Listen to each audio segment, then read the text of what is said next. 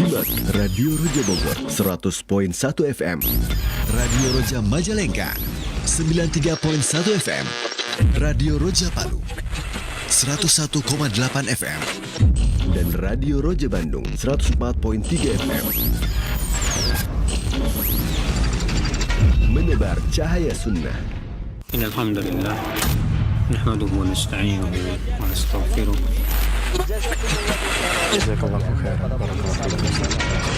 Roja TV, saluran tilawah Al-Quran dan kajian Islam.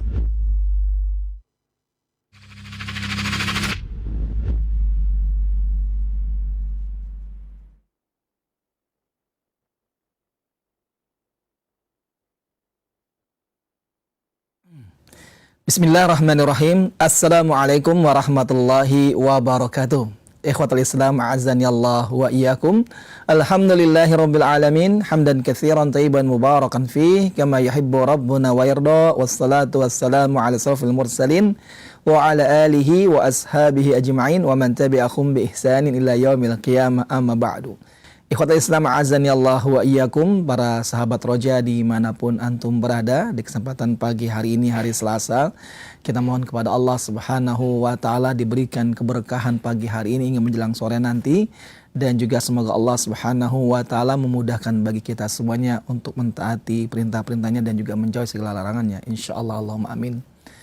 Ikhwatul Islam, azani Allah wa iyyakum, kembali kami hadirkan di ruang dengar Anda dan layar televisi Anda satu kajian ilmiah yang sangat bermanfaat bagi kita semuanya dari pembahasan kitab Riyadhus Shalihin. Dan insyaallah pada pagi hari ini kembali akan disampaikan dan dipaparkan secara mendalam bersama guru kita Al-Ustadz Al-Fadil Mubarak Bamu Alim LC-MHI Afrullahu Ta'ala. Alhamdulillah kami telah terhubung dengan beliau yang saat ini berada di studio Surabaya, dan tentunya sebelum kita simak kajian yang penuh faedah yang akan beliau sampaikan di kesempatan pagi hari ini, kami sampaikan dan kami informasikan kepada Anda semuanya, pada pagi hari ini beliau mengangkat tema masih seputar tentang larangan-larangan dalam Islam yang perlu kita ketahui bersama agar kita tidak terjatuh ke dalam larangan-larangan tersebut. Dan setelah kajian disampaikan oleh beliau, kami membuka sesi interaktif soal jawab, dan bagi Anda yang ingin bertanya secara langsung, Anda bisa menghubungi kami di 021 823 6543, atau Anda dapat bertanya di 021 823 6543. Nah, ikhwatul Islam, azani Allah wa iyyakum, kita simak bersama kajian ini, dan kepada Ustadz kami persilakan, falyatafadhal maskuran.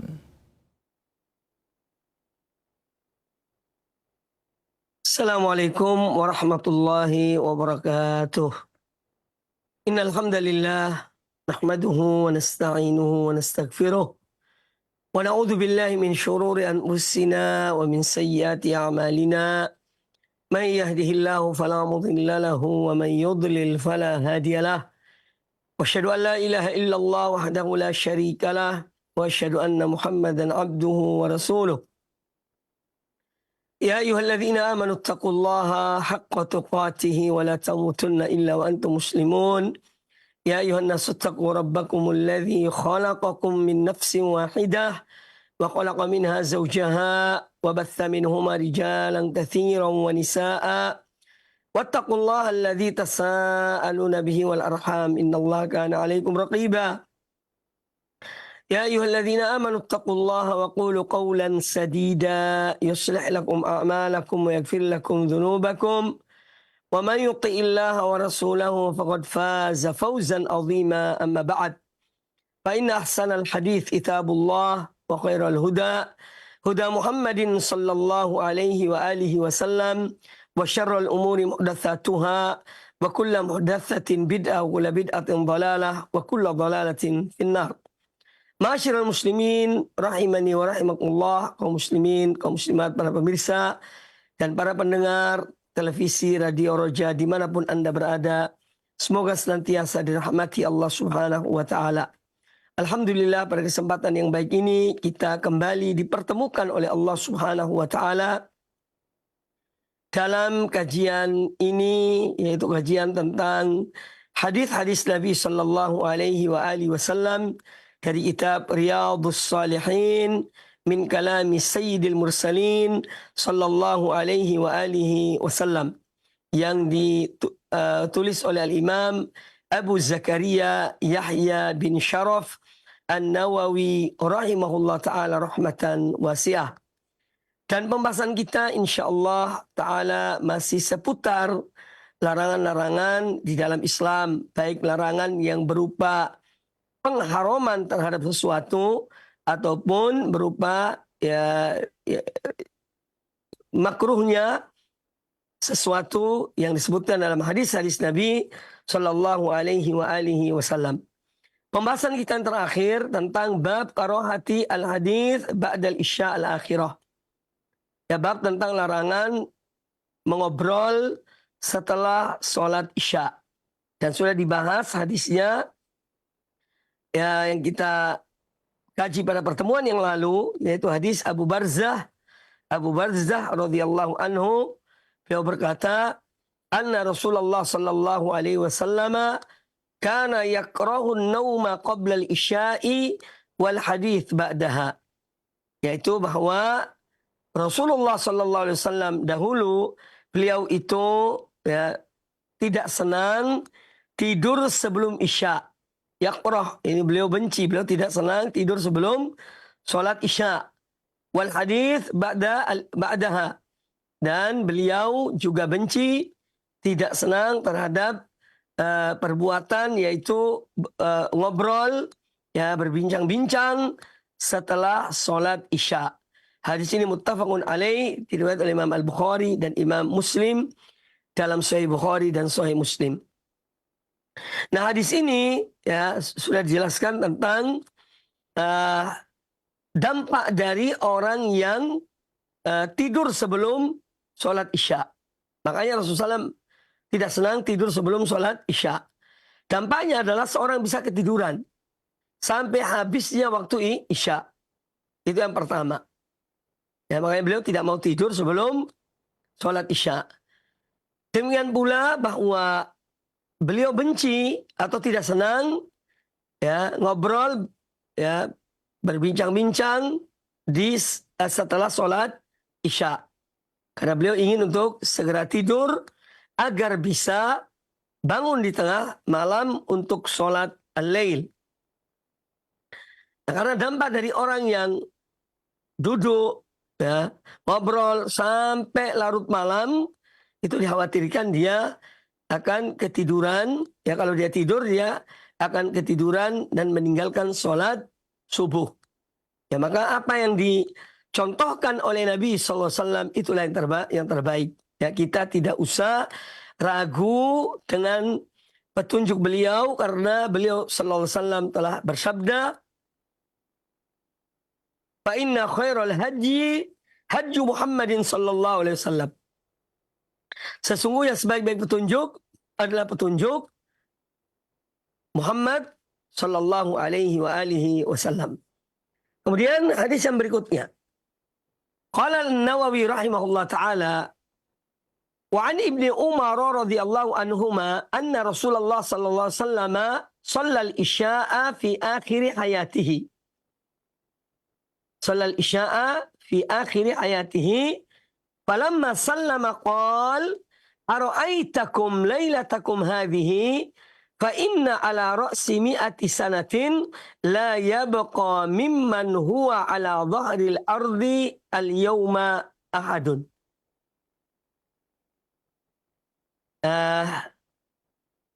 Dari Abdullah bin Umar radhiyallahu taala anhuma, ya, beliau berkata bahwa anna Rasulullah sallallahu alaihi wasallam shallal isya'a fi akhir hayatihi.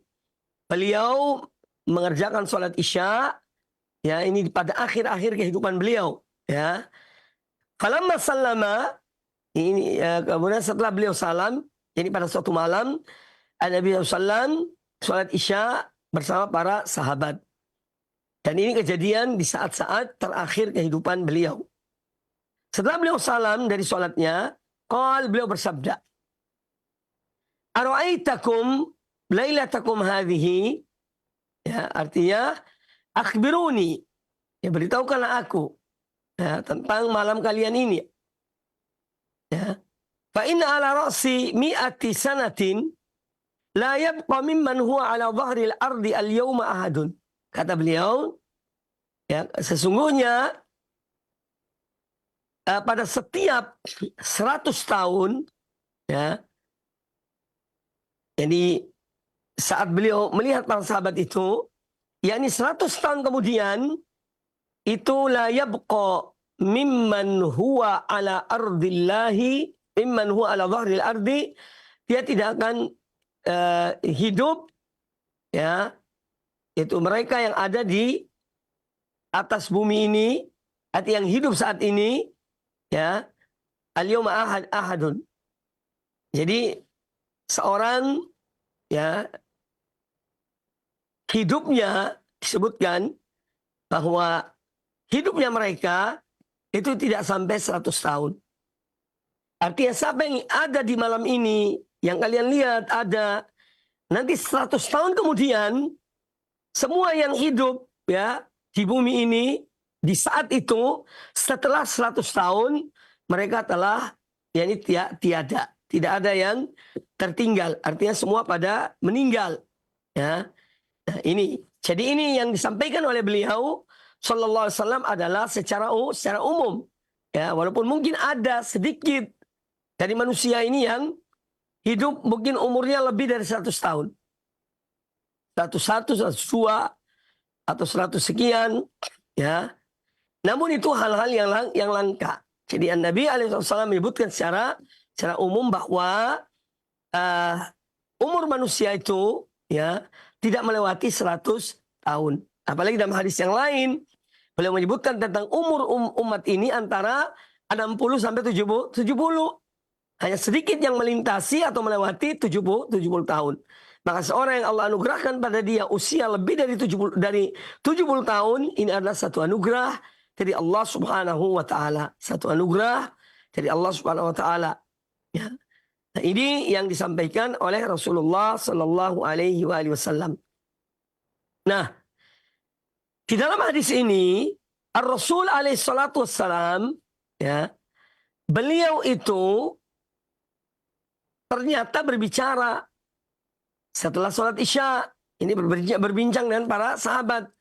Makanya status berbincang ini setelah sholat Isya, hukumnya adalah sebatas makruh.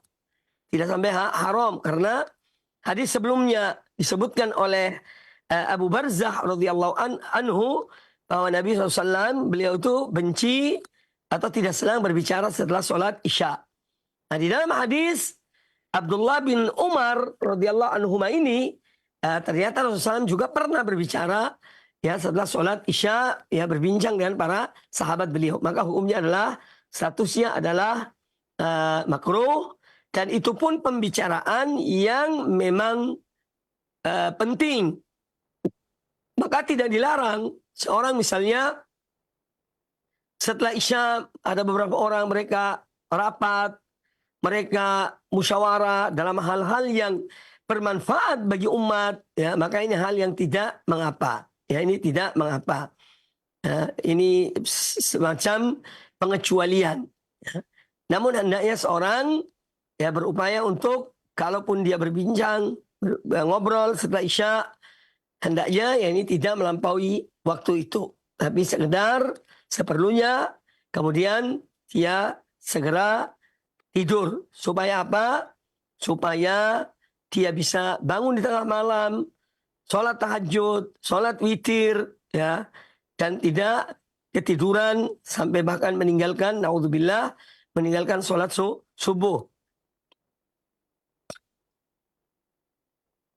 Kemudian hadis ini juga menjelaskan kepada kita, tatkala Nabi alaihissalam menyebutkan bahwa umat ini, ya, tidak ada yang melampaui 100 tahun, ya, ini artinya supaya seorang hamba selalu bersiap-siap, selalu memperbanyak amal-amal kebaikan, karena dia tidak mengetahui kapan waktu wafatnya.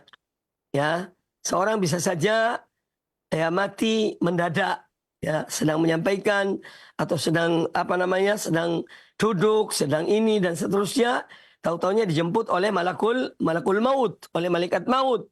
Ya, maka di sini tentu mengandung anjuran untuk memanfaatkan umur dengan sebaik-baiknya, memperbanyak amal-amal kebaikan, ya, kemudian memperbanyak amal-amal soleh. Kemudian juga hadis ini menjelaskan kepada kita tentang penjelasan dari Ar-Rasul alaihi salatu wassalam bahwa umur umat ini, ya, dibandingkan dengan umat-umat terdahulu, maka umur umat ini lebih pendek, lebih sedikit dibandingkan dengan umat-umat yang terdahulu. Ya. Nah, kemudian juga disebutkan oleh para ulama, ya, tentang hadis ini, ya, bahwa apa yang beliau sampaikan itu telah terjadi, ya, karena di antara yang hidup, ya, yang ada dalam pembicaraan ini dari kalangan sahabat itu adalah Abu Tufail Amir bin Wathilah. Abu Tufail Amir bin Wathilah, ya.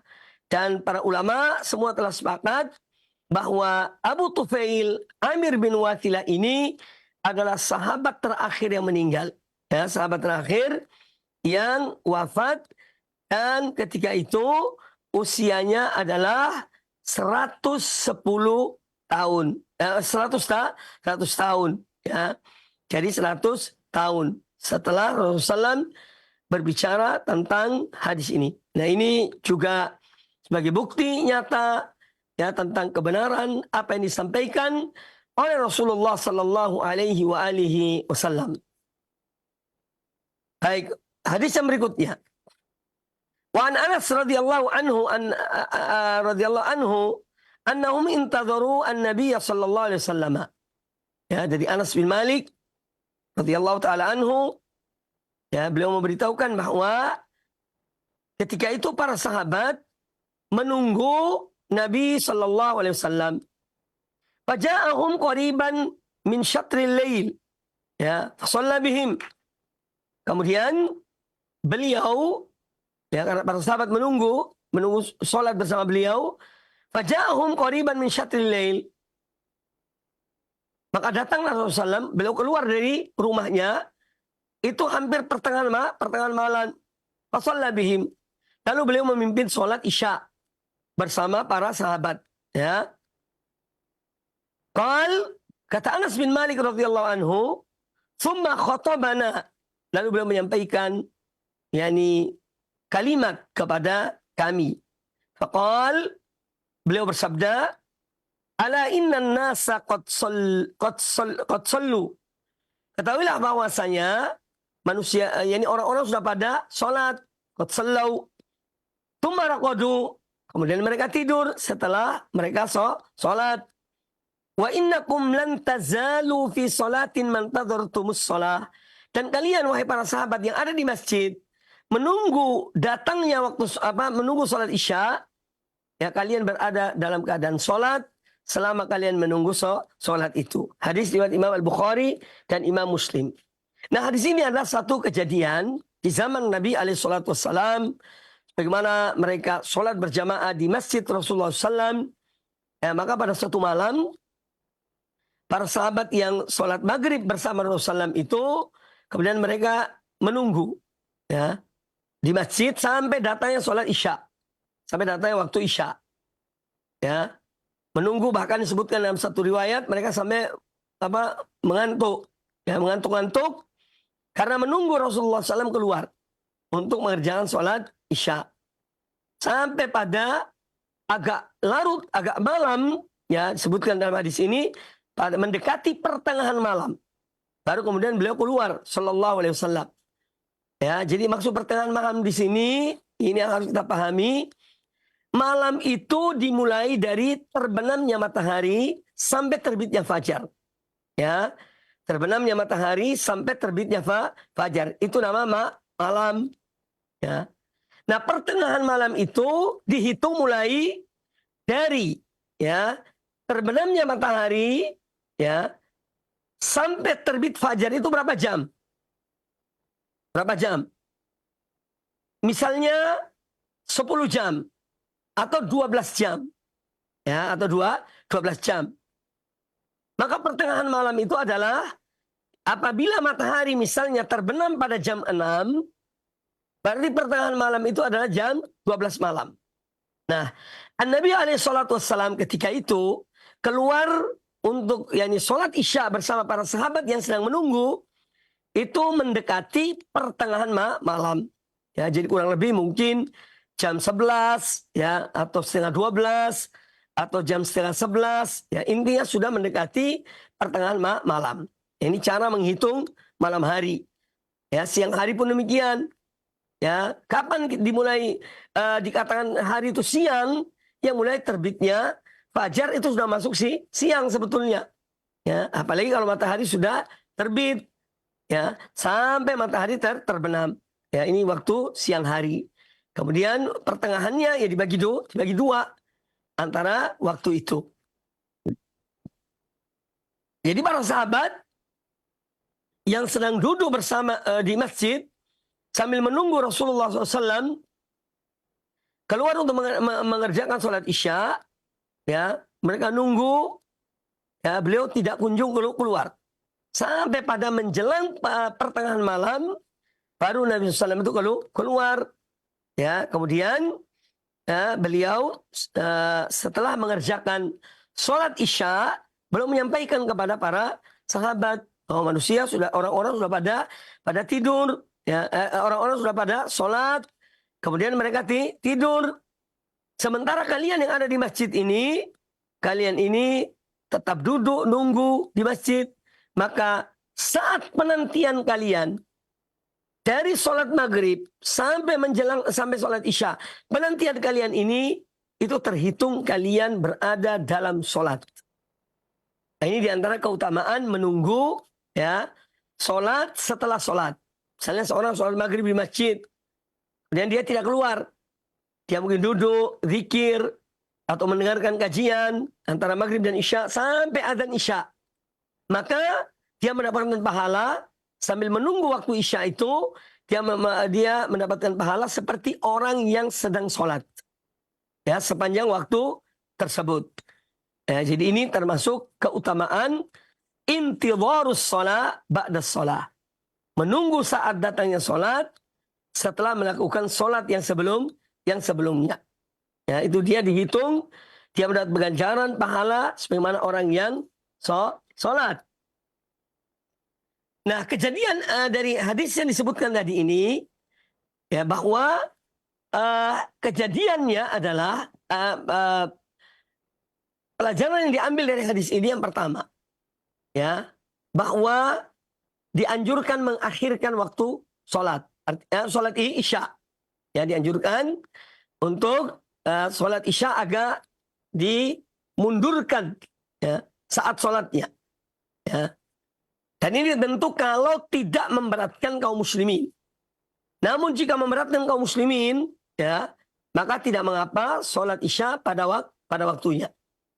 Namun misalnya ada satu masjid, ada satu pesantren misalnya, ya, mereka akhirkan sholat isya dari biasanya misalnya jam 7 misalnya, diakhirkan sampai jam 9, ya, atau lebih dari itu.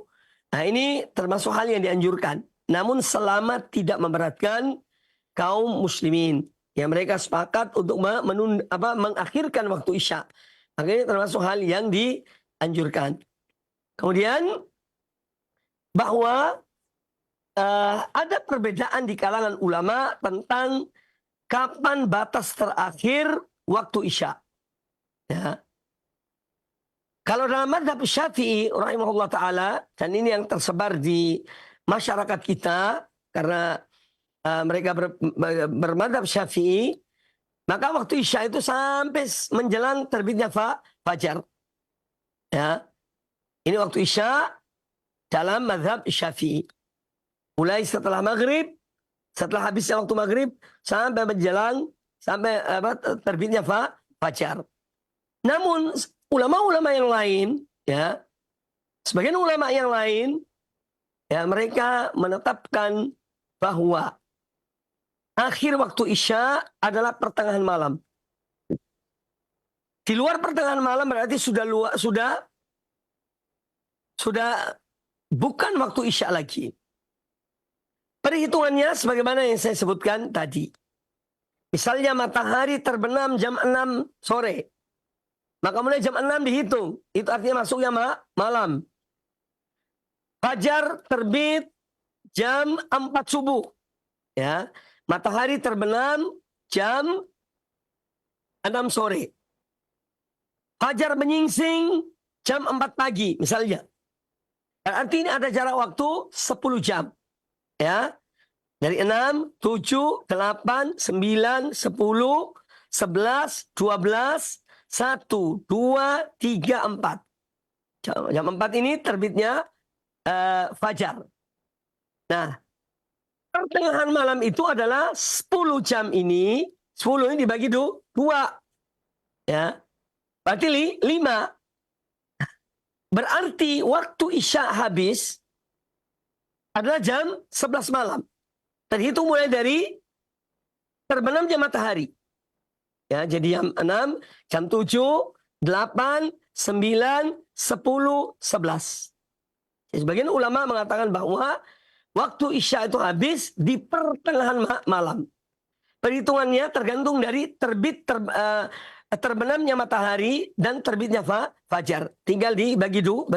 Berapa jumlah jamnya, kemudian dibagi 2. Itulah batas akhir waktu Isya. Ya. Kalau malam itu 10 jam, berarti ya waktu Isya berakhir pada jam 11 malam. Pada jam 11 malam. Nah, maka di sini hati-hati. Kadang-kadang kita ini menggampangkan, ya, meremehkan masalah waktu sholat. Menggampangkan, meremehkan waktu-waktu sholat. Menunda-nunda sampai tertidur. Ya. Jadi ini perlu kehati-hatian. Kemudian hadis ini juga menjelaskan kepada kita tentang boleh berbincang setelah sholat Isya dalam urusan-urusan yang penting. Ya, termasuk menuntut ilmu, termasuk amar ma'ruf, nahi mungkar, atau musyawarah, ya, yang memang dibolehkan. Murajaatul ilim, seorang murid misalnya, ya, atau mahasiswa mengulangi bacaan Qur'annya setelah Isya, murajaah, atau dia menghafal, itu tidak mengapa. Jadi yang dilarang adalah ini obrolan-obrolan yang tidak ada manfaatnya, tidak ada gunanya. Ya, ini yang dimakruhkan. Adapun hal-hal yang bermanfaat ya bagi diri kita sebagai thalibul ilmi atau bagi umat, ya, dalam hal memusyawarahkan tentang permasalahan atau problematika umat, maka ini adalah hal yang dibolehkan. Kemudian hadis ini juga menjelaskan kepada kita keutamaan menunggu datangnya sholat yang berikutnya setelah seorang melakukan sholat sebelumnya. Seperti yang dicontohkan tadi. Ada orang misalnya sholat zuhur di masjid, kemudian dia tidak pulang ke rumahnya sampai masuknya waktu asar. Dia nunggu sampai asar, kemudian dia sholat berjamaah asar di masjid. Ya, maka saat penantian, ya, ketika dia menunggu menunggu dari setelah sholat zuhur sampai datangnya waktu asar, ini menunggunya itu terhitung sholat. Ya, jadi dia mendapatkan pahala sholat.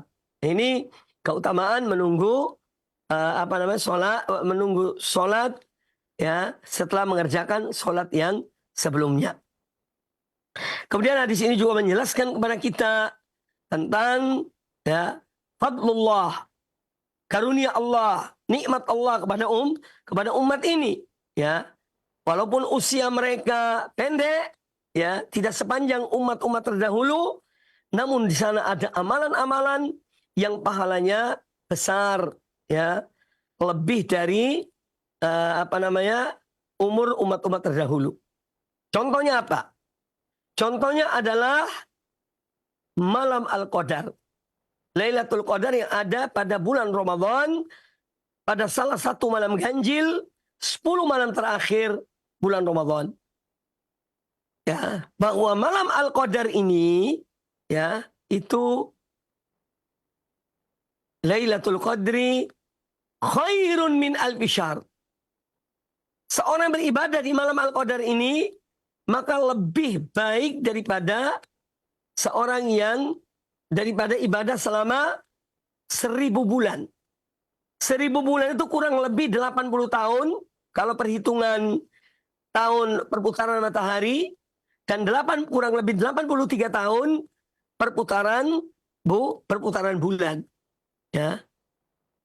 Itu contoh. Seorang bisa menghidupkan malam Al-Qadar tersebut, maka dia beribadah sama dengan atau lebih baik dari orang yang beribadah selama 80 tahun atau 83 tahun. Ya. Seandainya seorang hamba dari kaum mukminin, dari kaum muslimin ini, dia misalnya seumur hidupnya dia mendapat 1 malam Al-Qadar, maka ini bisa jadi sudah lebih dari umur hidupnya. Ya.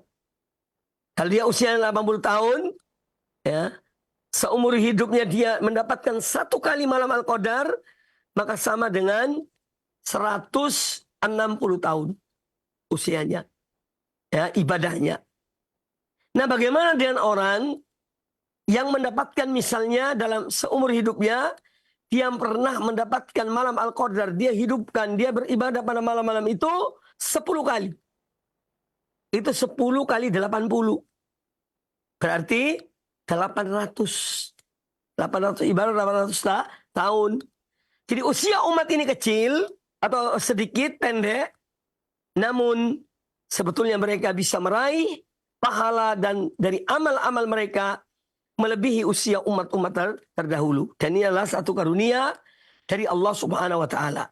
Dan kita ini insyaallah menjelang bulan Ramadan, semoga Allah sampaikan kita pada bulan Ramadan ini, ya.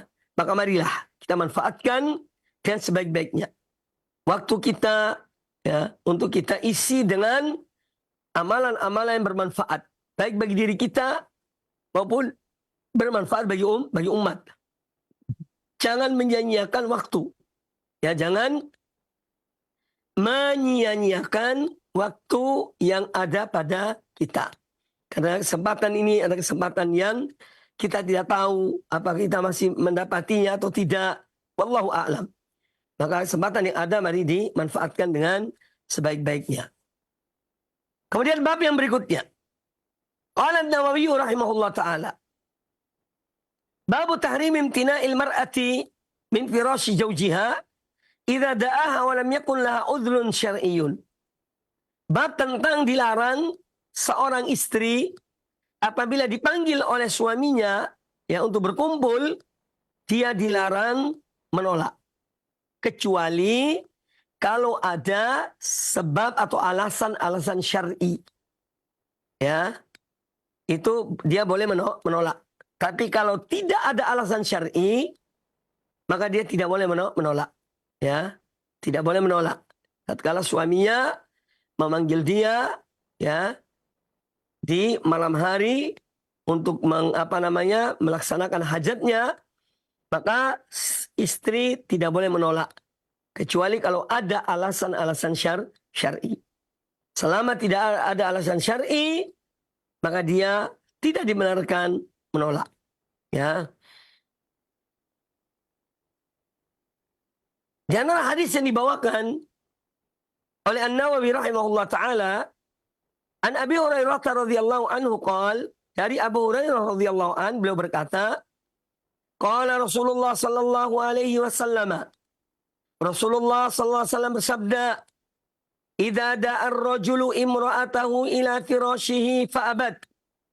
Apabila seorang suami mengajak istrinya agar tidur bersamanya, ya, artinya untuk melakukan hal yang menjadi hajat suaminya, ya, lalu wanita itu atau istri itu fa'abad, namun istri itu enggan, tidak mau melayani suaminya, fabata ghadbana 'alaiha, sampai suami itu marah, ya, tidur sambil marah. Ya, karena istrinya tidak mau diajak tidur bersama. La'anat hal malaikatu hatta tusbiha. Hatta tusbiha. Maka wanita itu dilaknat oleh para malaikat sampai pagi hari. Sampai pagi hari. Ini hal-hal yang jangan digampangkan, jangan diremehkan. Ya, kalau seorang memang misalnya ada alasan syar'i, seorang istri, ucapkan dengan kalimat yang baik. Ya, ketika dia mungkin enggan, namun apabila tidak ada alasan syar'i, ya, dia tidak boleh tidak mau, harus mau. Ya, harus mau. Kalau tidak dan suaminya marah sampai pagi hari, maka selama saat itu si istri mendapat laknat dari para malaikat. Ya, waliyadzubillah. Ini masalah kelihatan sederhana, tapi ternyata dampaknya, akibatnya adalah besar. Maka jangan digampangkan, jangan diremehkan. Dan ini sudah pernah kita bahas pada beberapa pertemuan yang lalu. Kemudian bab yang berikutnya. Bab tahrimi saumil mar'ati wa zawjuha hadirun illa biizni. Bab tentang diharamkannya seorang wanita, ya, diharamkan seorang wanita berpuasa sementara suaminya ada. Suaminya tidak safar. Kecuali kalau suaminya izinkan. Dan yang dimaksud dengan puasa di sini, sebagaimana disebut oleh para ulama, adalah puasa sunnah. Bukan puasa wajib. Tapi puasa sunnah. Jadi dalam hal berpuasa sunnah, seorang istri dianjurkan untuk meminta izin atau memberitahukan pada suaminya. Ya. Mas, bang, kak, ya, besok aku akan berpuasa. Ya, puasa sunnah. Boleh nggak? Oh ya, silahkan. Itu baru boleh dia berpuasa. Tapi kalau suami yang mengatakan tidak, ya, kamu tunda aja puasanya. Misalnya, maka dia tidak boleh berpuasa. Ya, kalau suaminya berhajat kepadanya, mungkin di siang hari, sementara dia sedang berpuasa, makanya dia harus memberitahukan kepada suaminya. Dan ini puasa sunnah, bukan puasa wajib. Ya, kalau puasa wajib, maka ini adalah sesuatu yang wajib dia kerjakan. Misalnya puasa qadha, mengqadha puasanya yang dia tinggalkan di bulan Ramadan karena datang bulan misalnya. Dia mengqadha. Ini suami tidak berhak melarang istrinya untuk berpuasa, yang mana puasa ini puasa wajib. Jadi yang dimaksud di sini wallahu a'lam adalah puasa sunnah. Ya. Kemudian bab yang berikutnya. Babu tahrimi raf'il ma'mum ra'sahu minar ruku' awis sujud qabla al-imam. Bab tentang diharamkannya seorang makmum, ya, mengangkat kepalanya dari ruku, ya, atau i'tidal sebelum imam i'tidal. Jadi mendahului imam. Ya, hukumnya haram. Baik ruku maupun sujud. Ya, tidak boleh seorang makmum mendahului imamnya. Dan dalam semua gerakan sholat pada hakikatnya, ya, seorang makmum mengikuti imam. Seorang makmum mengikuti imam. Hadis yang dibawakan satu hadis. Ya. An Abi Hurairah radhiyallahu anhu, dari Abu Hurairah radhiyallahu anna Nabi sallallahu alaihi wasallam qaal, bahwasanya Nabi sallallahu alaihi wasallam bersabda, ama yakhsha ahadukum idza rafa'a ra'sahu qabla al-imami an yaj'alallahu ra'sahu ra'sa himar aw yaj'alallahu suratahu surata himar. Hadis muttafaqun alaih. Diriwayatkan oleh Imam Bukhari dan Imam Muslim. Kata Nabi alaihi salatu wassalam, ya, tidakkah kalian takut? Ya, tidakkah salah seorang di antara kalian takut jika dia mendahului imam, mengangkat kepalanya, maka Allah jadikan dia, ya, Allah jadikan kepalanya, ya, kepala keledai, atau Allah jadikan wajahnya seperti wajah keledai. Nah, jadi ini menunjukkan pengharaman, ya, diharamkan bagi makmum mendahului imam dalam gerakan-gerakan sholatnya. Jadi makmum harus mengikuti imam, ya, karena imam dijadikan imam untuk diikuti.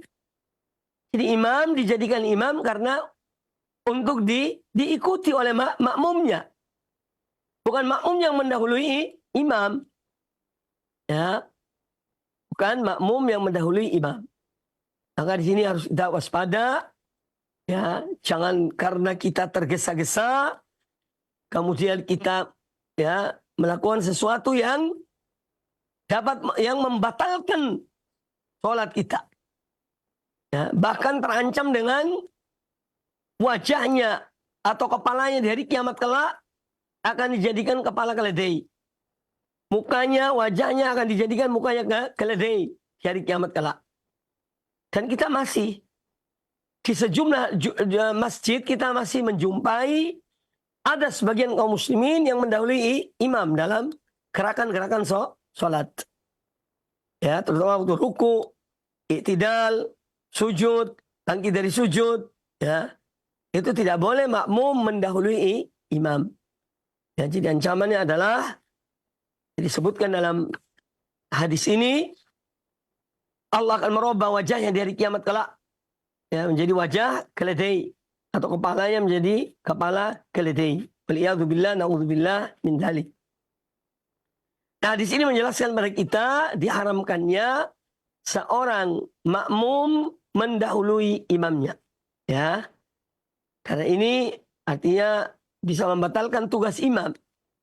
Tugas imam itu memimpin sholat, ya. Maka dia mendahului makmumnya. Ya, tidak boleh makmum yang mendahului imam. Ya. Kemudian bahwa bisa saja terjadi perubahan wajah pada umat ini. Ya, sebagaimana Allah lakukan terhadap orang-orang Yahudi yang mereka melanggar larangan Allah di hari Sabtu. Allah jadikan mereka kirodatan wa khonazir. Allah jadikan wajah-wajah mereka seperti kirodah, kera, dan khinzir, seperti babi. Ya, jadi dari sini bahwa hal ini bisa terjadi di dunia, ya, bukan saja di akhirat tapi di dunia. Ya, dan hadis ini menunjukkan bahwa bisa terjadi hal itu, ya, bahwa seorang yang melakukan larangan ini dirubah wajahnya oleh Allah Ta'ala seperti wajahnya keledai, ya, atau kepalanya seperti kepala keledai. Waliyadzubillah.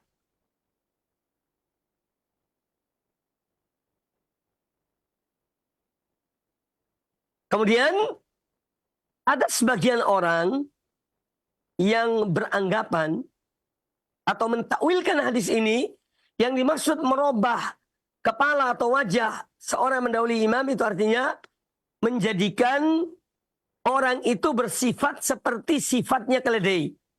Ya. Ini penakwilan yang tidak tepat dan tidak benar. Nah, jadi secara lahirnya adalah seperti apa yang disebutkan oleh hadis ini. Kemudian juga hadis ini, ya, menunjukkan kebodohan, ya, makmum yang mendahului imam. Ya. Menunjukkan kebodohan makmum yang mendahului imam, ya, sebagaimana himar juga bodoh Ya. Maka ini menunjukkan kebodohan makmum yang mendahului imam. Jadi intinya kita harus betul-betul perhatikan ya, ketika kita sholat berjamaah, ada imam di depan kita, hendaknya kita mengikuti imam. Fa'idha kabbara fakabbiru. Kata Nabi SAW, kalau dia telah bertakbir, baru kalian bertakbir. Jangan mendahului imam. Imam belum takbiratul ihram, makmumnya duluan. Dia tidak sah sholatnya. Ya.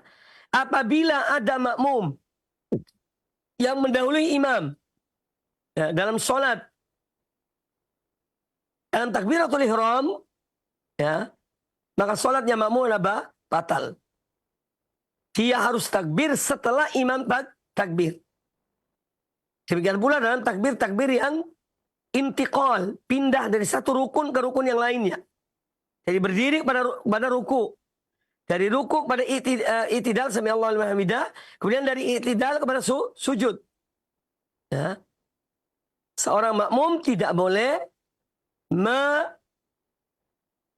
menyamai imam. Harus sesudah imam baru dia lakukan. Dan ada beberapa kesalahan dari sebagian imam. Ya. Ada imam yang dia itu misalnya dia takbir ketika sujud. Ya.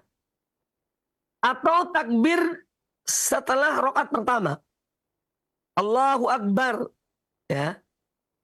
Sementara dia masih duduk. Tapi akbarnya sudah, takbirnya sudah selesai. Sehingga makmumnya mendahului imam. Bangkit dari sujudnya. Nah, oleh karena itu, para ulama menyebutkan bahwa takbiratul ihram dibaca di saat berpindah dari rukun ke rukun. Ya. Ketika seorang makmum atau seorang imam dia akan bertakbir sujud, ya, dari i'tidal ke sujud, hendaknya dia takbir walaupun tidak terlalu dipanjang-panjangkan. Allahu Akbar, ya, bar sampai di tempat sujud kepalanya. Ya. Kemudian makmum mengikuti. Ya. Atau ketika bangkit, jangan dia percepat. Allahu Akbar, dia masih duduk. Si makmumnya mengira imamnya sudah berdiri. Akhirnya si makmum duluan berdiri daripada dari imam. Nah, ini juga bentuk-bentuk kesalahan. Di antara kesalahan-kesalahan para imam. Ya. Jadi imam sholat itu bukan gampang. Ya, dia ada bertanggung jawab kepada sholatnya makmum. Nah, oleh karena itu harus betul-betul seorang yang menjadi imam mempelajari fikih imamah. Ya, mempelajari fikih tentang bagaimana menjadi imam sholat. Ya, jangan gampangkan, yang remehkan. Karena kita mengerjakan sesuatu itu hendaknya dengan ilmu. Ya. Menjadi imam ada ilmunya. Mengerjakan sholat ada ilmunya. Dan yang lainnya. Semua ada ilmunya, harus dipelajari. Ya. Jangan, kadang-kadang ada orang yang ingin maju jadi imam. Padahal dia tidak tahu sama sekali tentang hukum-hukum menjadi imam. Jika terjadi sesuatu. Akhirnya berbahaya. Dapat merusak sholatnya para makmum. Ya, ini hal yang harus diperhatikan. Karena sholat adalah ibadah yang pertama kali dihitung oleh Allah Ta'ala di hari kiamat kelak bagi seorang hamba. Yaitu sholatnya. Nah, jangan sampai kita gampangkan, remehkan masalah sholat. Kemudian bab yang berikutnya. Ini satu-satu hadis, tidak ada masalah. Babu karahati wad'il yadi alal khasirati fi shalah. Bab tentang dibenci, ya, seorang meletakkan dua tangannya di saat sholat di pinggangnya, seperti orang bercakar pinggang. Ini tidak dibolehkan. Ya, Allahu Akbar terus gini. Yang benar Allahu Akbar kemudian diletakkan di atas di antara dada dan pusatnya. Ya, pusarnya. Itu letaknya tangan. Sebagian ulama mengatakan diletak di atas dada. Tapi bukan di leher.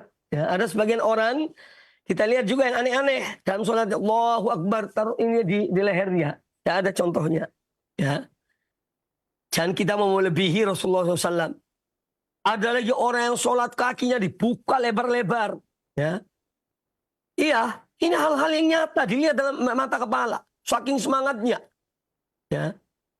Sehingga padahal dalam sholat itu disebutkan tentang bagaimana para sahabat dalam sholat berjamaah.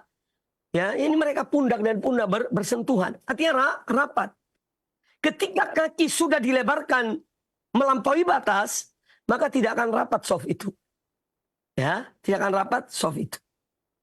Karena seorang makmum melebarkan kakinya luar biasa. Ya. Nah, ini maka harus perhatikan. Jangan asal lihat foto, ya. Di masjid-masjid tempelkan ini cara soft yang benar, kakinya dilebarkan, tidak ada, ya. Tidak ada. Ya. Jadi harus yang sesuai, berdiri yang sewajarnya, ya. Juga tidak merapatkan kakinya antara dua telapak kakinya. Ketika berdiri, ya, tidak dirapatkan. Nah, sampai kayak orang yang pakai sarung apalah, ya, sehingga terlalu dekat kakinya. Tapi yang sewajarnya, berdiri yang nyaman, berdiri yang enak, ya, sehingga tidak membayahkan kita dalam berdiri. Kalau imam memperpanjang sholatnya, ya. Jadi berdiri pun yang wajar, ya, kemudian kakinya yang wajar dilebarkan, dibuka, ya, sesuai dengan kenyamanan kita dalam berdiri itu. Ya. Kami masih melihat sebagian orang ketika sholat seperti itu. Karena apa? Ya ini korban gambar-gambar itu. Foto-foto yang bukan orang yang difotokan. Tapi kayak karikatur, ya, gambar kemudian berdiri yang kakinya luar biasa lebarnya dibuka. Ya. Sehingga tidak lagi merapatkan pundak mereka, ya, dengan yang di sampingnya. Ya, ini harus diperhatikan. Jadi bab yang dibawakan oleh An-Nawawi rahimahullah ta'ala ini adalah tentang karoha, dibenci. Ya, meletakkan dua tangan di pinggangnya ketika sholat. An Abi Hurairah radhiyallahu anhu qal, dari Abu Hurairah radhiyallahu anhu beliau berkata, nuhiya anil khosri fis shalah. Dilarang bercakar pinggang dalam sholat. Ya. Nabi alaihissalam melarang. Karena sholat itu sudah diajarkan oleh beliau. Di mana letak tangan kita, walaupun ada khilaf di antara ulama, ya, tentang meletakkan tangan, ada yang di atas pusat, ya, ada yang di dada, ada yang di antara pusat dan dada. Ya, jadi ini harus kita pelajari betul, dan silahkan kepada siapa saja dari para pemirsa yang ingin mempelajari, mendalami tata cara sholat Nabi Sallallahu Alaihi Wasallam, coba Anda beli, ya, kitab sifat sholat Nabi Sallallahu Alaihi Wasallam, yaitu kaifiyah, tata cara sholat Nabi Sallallahu Alaihi Wasallam, yang ditulis oleh Al-Allamah Al-Muhaddith Muhammad Nasiruddin Al-Albani rahimahullah. Itu kitab sangat bermanfaat, ya, sangat bermanfaat untuk mempelajari bagaimana kita sholat, sebagaimana kita melihat Rasulullah SAW sholat. Dan beliau membawakan dalil-dalil. Setiap gerakan dalam sholat ada dasarnya, ada dalilnya. Ya, ini supaya dibaca, perhatikan, ya, dan dipraktekkan. Kemudian bab yang berikutnya, babu karahatis sholah bihadratit ta'am. Bab dimakruhkannya sholat, ya, ketika makanan sudah disiapkan, ya. Wa nafsuhu tatawaqqa ilaihi, sementara hatinya ini, ya, sudah ingin tuh makan, ya. Au ma'a mudafatil akhbathain, dan juga dimakruhkannya sholat dalam keadaan menahan dua hal yang akan keluar, ya, dari perutnya, baik itu kencing ataupun buang air besar. Ya, itu dilarang kita menahan. Ya, sambil sholat sambil menahan buang air kecil atau buang air besar. tidak boleh. Kalau memang akan mengeluarkan air kencing, silahkan pergi ke toilet, ya, buang airnya, kemudian berwudu dan sholat. Ya, ini juga hal-hal yang dimakruhkan. Hadis yang dibawakan oleh Nawawi rahimahullah taala an Aisyah radhiyallahu anha qalat. Dari Aisyah radhiyallahu anha beliau berkata, sami'tu Rasulullah sallallahu alaihi wasallam yaqul. Aku mendengar Rasulullah sallallahu alaihi wasallam bersabda, la salata bihadrati ta'amin wa huwa yudafi'uhu wa la huwa yudafi'uhu al-akhbathan. Kata Aisyah radhiyallahu anha, aku mendengar Rasulullah SAW bersabda, ya, tidak boleh sholat ketika makanan sudah disiapkan. Atau tidak boleh sholat ketika seorang menahan buang airnya. Baik buang air besar maupun buang air kecil. Ya, ini tidak boleh demikian.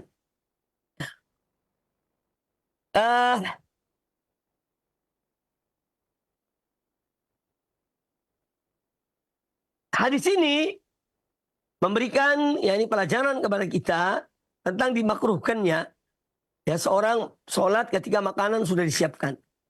Ya, ketika makanan sudah disiapkan. Karena inti dari sholat itu adalah kehusyuan. Ya, inti dari sholat adalah khusyuk. Selain kita mengerjakan rukun-rukun sholat, syarat-syarat sholat, kewajiban-kewajiban sholat, ya, juga yang lebih dari itu adalah bagaimana seorang khusyuk dalam sholatnya. Ya, bahkan sebagian ulama mengatakan kekhusyuan dalam sholat itu ibarat ruh.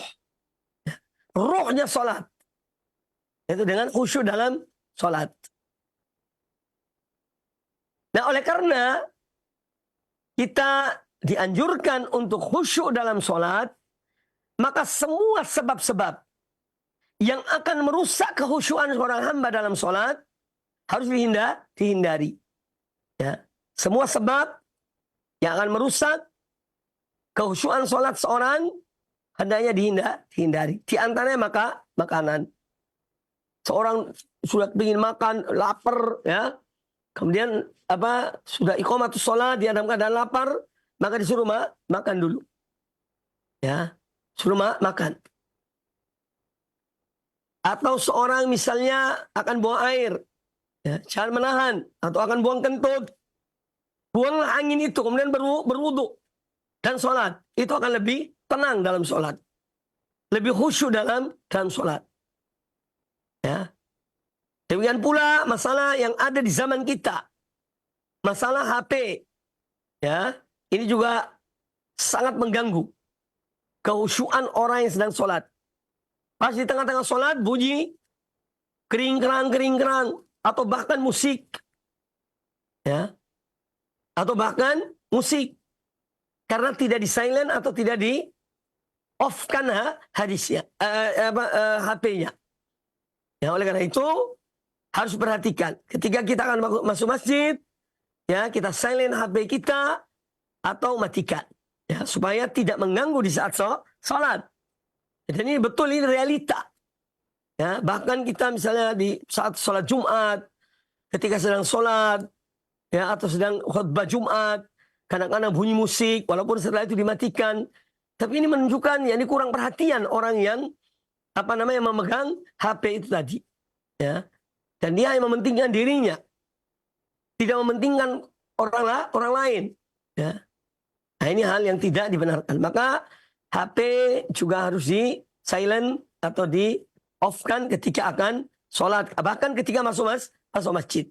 Supaya tidak mengganggu orang yang sedang sholat, yang sedang baca Quran, yang sedang berdoa. Kemudian hal lain yang juga bisa mengganggu sholat seorang. Seorang punya misalnya mobil. Ya, mobilnya Masya Allah bagus, mobil mewah. Itu dikunci sebelum masuk masjid. Supaya nanti ketika sholat, ya, dia tidak ingat, oh iya, mobil saya belum dikunci. Ini merusak sholat itu. Akan mengganggu. Nah, dari semua hal-hal yang akan mengganggu kekhusyuan sholat seorang, ya, hendaknya dihilangkan sebelum sebelum kita masuk dalam sholat.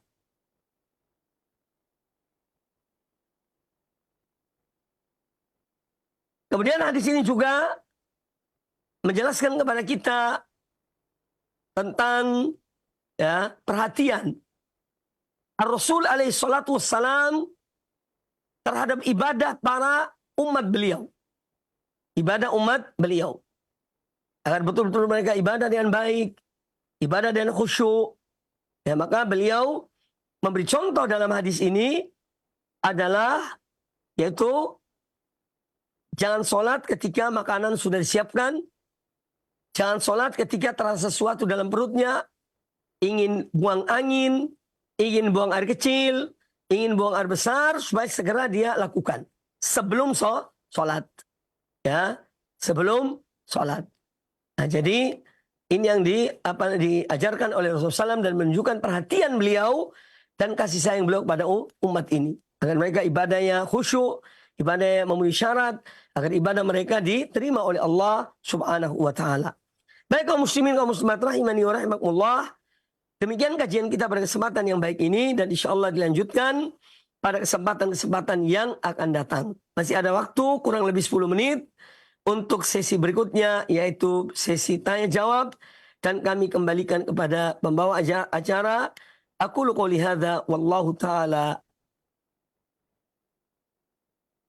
Nah Ustaz, jazakumullah khairan, barakallahu fikum Ustaz atas materi yang telah Antum sampaikan di kesempatan pagi hari ini tentang seputar larangan-larangan dalam Islam yang telah Antum sampaikan.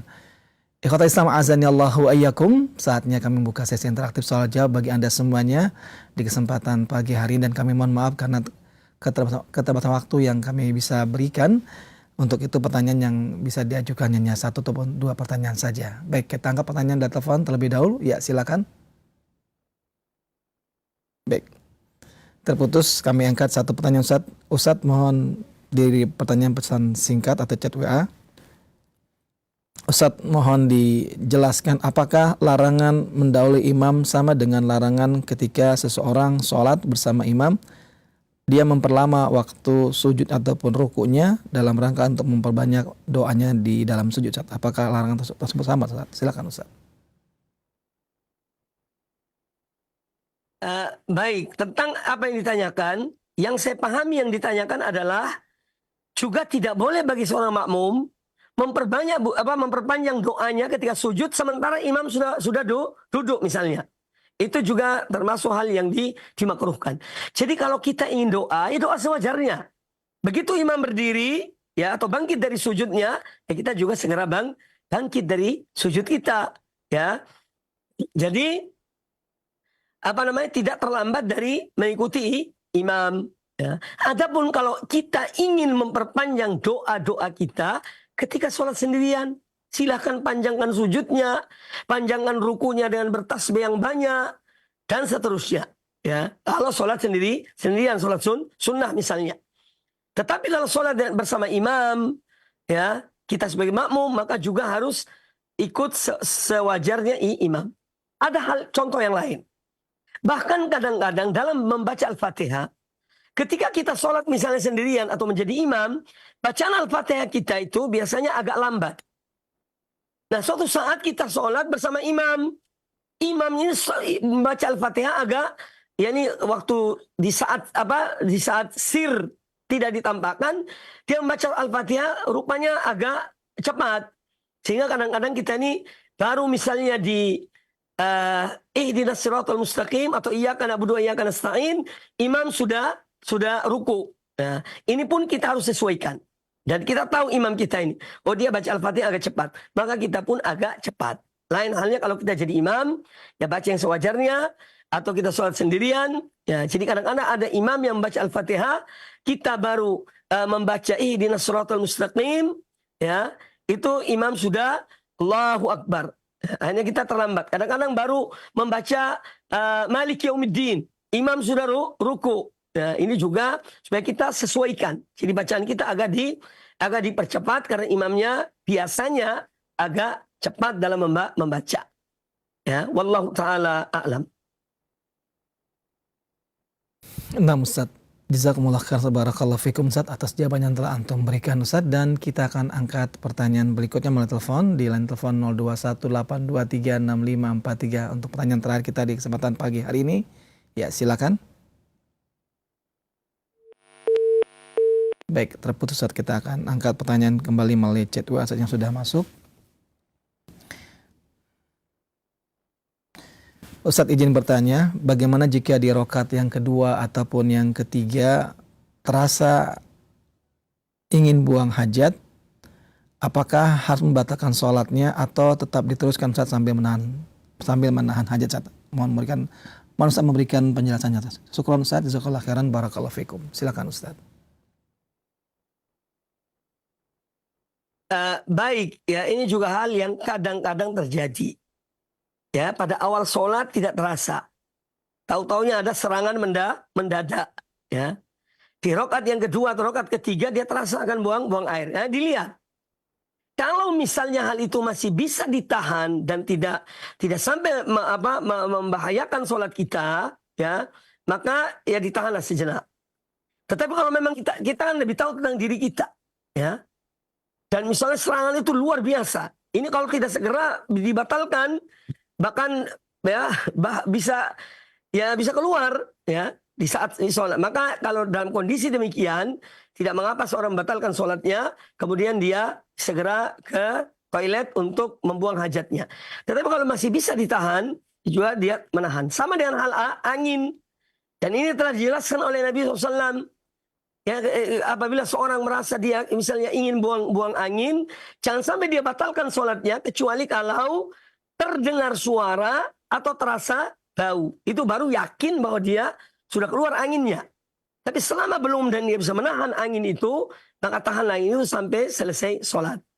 Juga kita melihat dalam hal misalnya gejolak angin itu atau sakit perut itu misalnya pada permulaan sholat atau pada akhir sholat. Kalau baru Allahu Akbar atau berputar perutnya, ingin keluarkan angin, segera tinggalkan. Ya, buang angin di toilet sana, ya, supaya tidak mengganggu karena baru sholat. Kalau dia menahan, ini bakal dia akan terganggu sholatnya.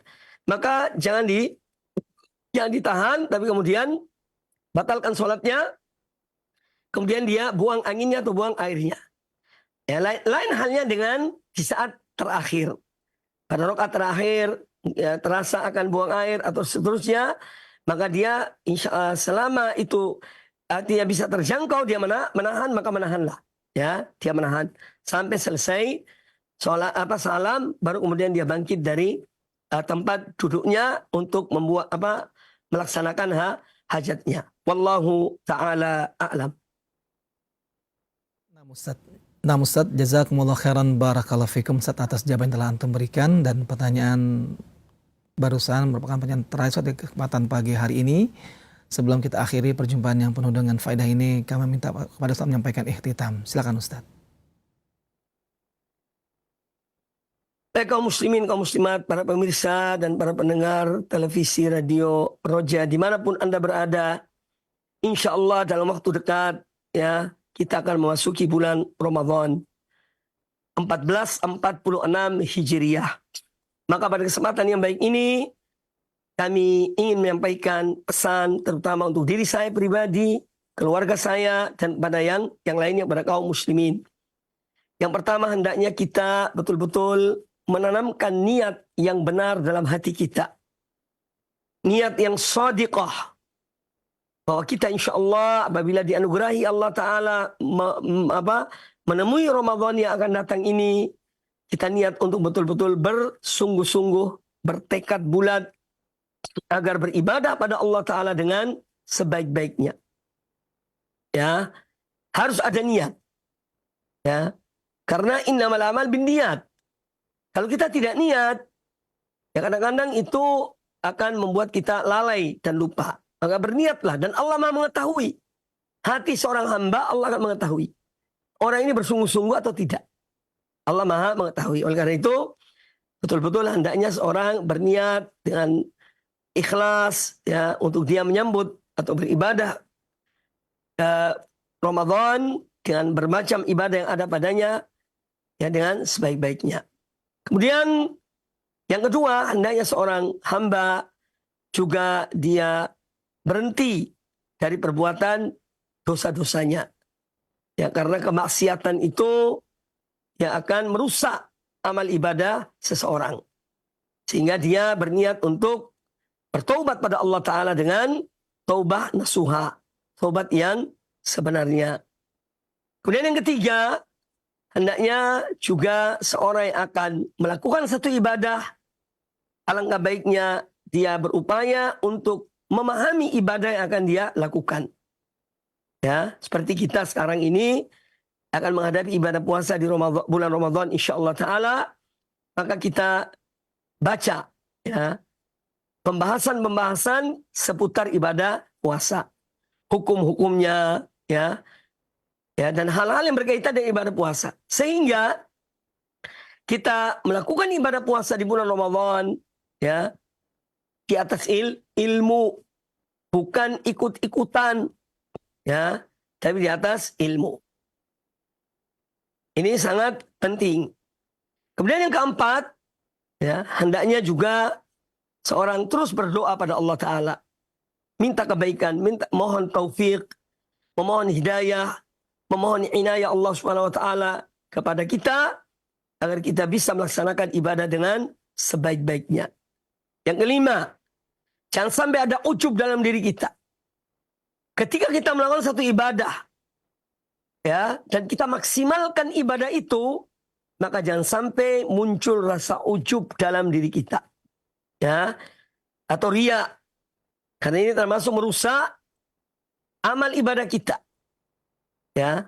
Tatkala seorang hamba melakukan satu ibadah dan dia merasa bahwa dia telah melakukan ibadah itu dengan baik, ketahuilah, ya, ketahuilah dan tanamkan dalam diri kita bahwa masih banyak hamba-hamba Allah yang ibadah mereka jauh lebih baik, ya, jauh lebih maksimal daripada kita. Dengan demikian kita akan berupaya untuk terus meningkatkan ibadah itu. Namun tatkala kita melihat diri kita, ya, bahwa kita telah berbuat dan kita telah berbuat, nah ini nanti akan menjadikan seorang ya terperdaya dengan amalnya, terperdaya dengan ibadahnya, yang itu bisa menggugurkan amal ibadahnya. Ingat, Allah tidak membutuhkan ibadah kita, tetapi kita yang membutuhkan beribadah pada Allah Subhanahu Wa Ta'ala. Ya ayuhan nas, antumul fuqara'u ilallah, wallahu al-ghaniyul hamid. Allah Ta'ala berfirman, wahai sekalian manusia, kalianlah yang butuh pada Allah Ta'ala, ya, kalian yang fakir kepada Allah Ta'ala, dan Allah dia zat yang maha kaya lagi maha terpuji. Ya, ini harus kita selalu tanamkan. Aku beribadah untuk diriku, untuk kepentingan diriku, ya. Aku beribadah, kebaikannya akan kembali pada diriku, ya. Maka dari itu harus kita maksimalkan. Betul-betul ikhlas karena Allah, betul-betul maksimalkan ibadah itu, betul-betul mengikuti Rasulullah SAW. Ya, ini semua akan menjadikan ibadah kita lebih dekat pada sempurna, walaupun tidak 100% sempurna, tapi paling tidak mendekati kepada kesempurnaan, karena kita selalu merasa kurang dan kita selalu dan terus mohon pertolongan pada Allah Ta'ala, mohon taufik pada Allah Ta'ala, dan Allah Maha mengetahui hamba-hambanya.